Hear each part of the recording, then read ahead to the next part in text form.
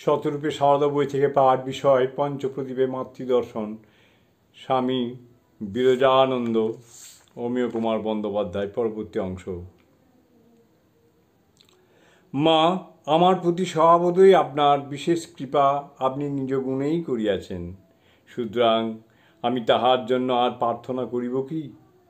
আপনি সদা সর্বদাই আমার জন্য প্রার্থনা করিতেছেন। আমি আপনাদের পাইবার জন্য কি না সাধন ভজন করিতে পারিব।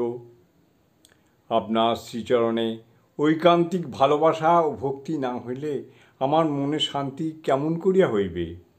মার্চ 1904। আবার মাতৃ সকাশে জয়রামবাটিতে বিরজানন্দজি। মাঝে কয়েক বৎসর দুজনের প্রত্যক্ষ সাক্ষাৎ হয়নি। বিরজানন্দজির শীর্ণ শরীর দেখে মা শিউরে উঠলেন। তিনি অন্তর্যামিনী, বুঝলেন এ দেহের ব্যাধি নয়। জয় মা।